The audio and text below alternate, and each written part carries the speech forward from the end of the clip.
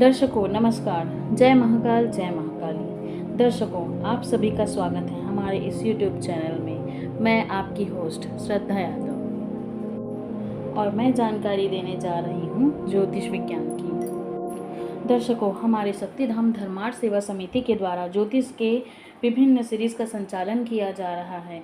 इस सीरीज़ के संचालन का उद्देश्य यही है कि एक आम व्यक्ति अपनी कुंडली सहज रूप से स्वयं पढ़ पाए। दर्शकों हम इस वीडियो में ज्योतिष को जानने का प्रयास करेंगे। दर्शकों ज्योतिष क्या है? ज्योतिष की व्याख्या कर पाना कुछ लाइनों में संभव नहीं है। ज्योतिष बहुत सरल न होकर एक गूढ़ रहस्यों की ओर हमें ले जाता है। कुंडली जैसे कि नाम से ही दिमाग में एक गुत्थी सी प्रतीत होने लगती है, जिसे एक ज्योतिष शास्त्री सुलझाने का प्रयास करते हैं और जातक जातिकाओं की समस्याओं का समाधान करते हैं। तो चलिए दर्शकों आज के टॉपिक पर चलते हैं। दर्शकों जैसे किसी भाषा को सीखने के लिए हमें उनकी मात्राओं और अक्षरों का ज्ञान होना आवश्यक होता है, उसी प्रकार ज्योतिष को सीखने के लिए भी हमें 9 ग्रहों की, 27 नक्षत्रों की और 12 राशियों की संपूर्ण जानकारी होना अति आवश्यक है। इसे समझने के पश्चात ही हम कुंडली के 12 भावों को समझेंगे। दोस्तों ग्रहों के साथ हमारे जीवन की बहुत सारी चीज़ें जुड़ी हुई होती हैं।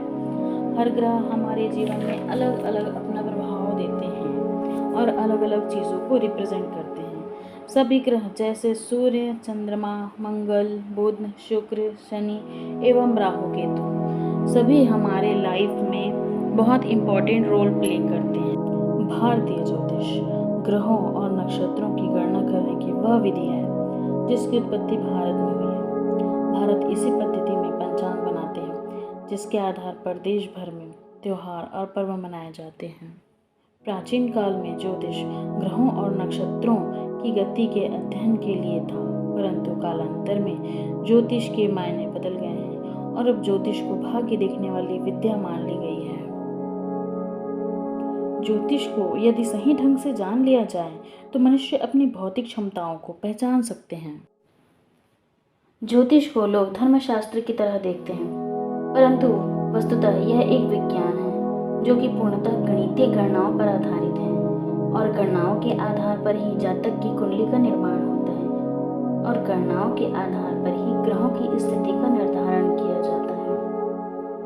ग्रहों की स्थिति ज्ञात होने के पश्चात एक निपुण ज्योतिष ग्रहों के भावों में उनके गणितीय बिंदु के आधार पर 12 भावों में उन्हें व्यवस्थित करते हैं। 12 भावों में व्यवस्थित करने के बाद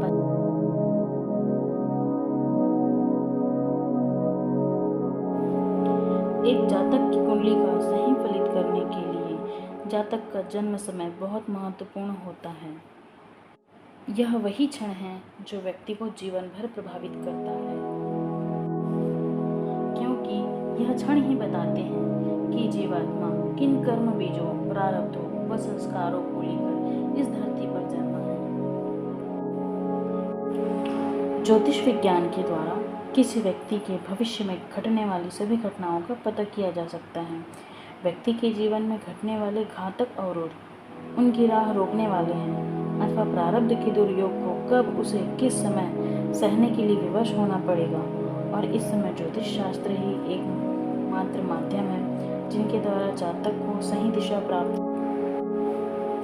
एक भले ज्योतिष का कर्तव्य होता है कि जातक को उनकी वास्तविक स्थिति से अवगत कराएं और जीवन में हो रहे अच्छी बुरी घटनाओं का सही मूल्यांकन करें। दोस्तों किसी भी जातक की कुंडली में विभिन्न तरह के गुण व दोष पाए जाते हैं। जन्म पत्रिका में कुछ गुण दोष पाए जाने पर उनका समाधान भी किया जा सकता है।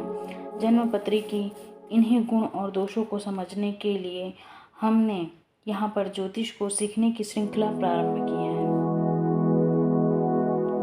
अतः हम अगले वीडियो में ग्रहों की जानकारी देंगे और उसके बाद हम नक्षत्रों को समझेंगे। दोस्तों जानकारी अच्छी लगी हो तो वीडियो को लाइक करें, चैनल को सब्सक्राइब करें और आने वाली वीडियो की जानकारी आप तक पहुंच सके तो बेल आइकन को प्रेस करना मत भूलिएगा। तो मिलते हैं अगले वीडियो में। धन्यवाद।